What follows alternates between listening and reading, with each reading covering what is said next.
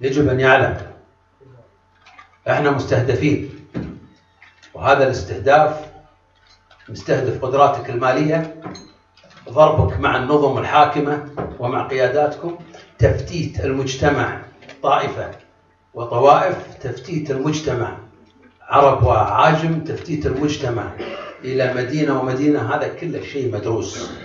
خليني أنا أقول لكم بس، اسمح لي دقيقة بس لأن هذا مهم الموضوع. في تويتر أكو مبنى في طهران يخش فيه شفت 20 شخص، كل شفت كل واحد عنده 6 أو 7 حسابات تويتر باللغة العربية وبأسماء سعودية وبأسماء خليجية وبأسماء يمنية. الشفت 20 شخص. هذا الكلام يقوله لي واحد يشتغل معهم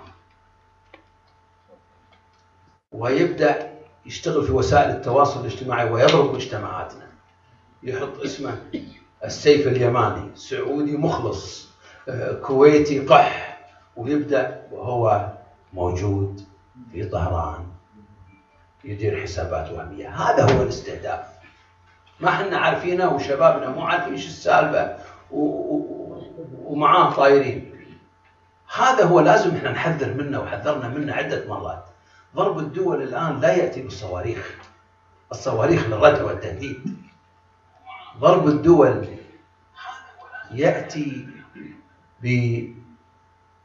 بتفتيتها عبر أبنائها، وهذا ما شاهدناه في بعض الدول. وين ليبيا الحين؟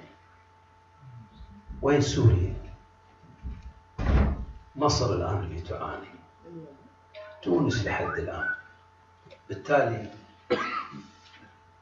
المحافظة على الدولة حتى وإن ما عجبنا شيء في بعض الأحيان، لكن بقاء الدولة أهم من حكم الحقيقة الفرد وطموحات الأشخاص. هذا شيء مهم. بالتالي أنا أعتقد أن مواطنينا أنتم الموجودين أنتم أكثر وعي وفخورين في إخواننا الآخرين أو ما إخواننا إن شاء الله معنا، لكن الخليج ظل متماسك في هذه الموجة.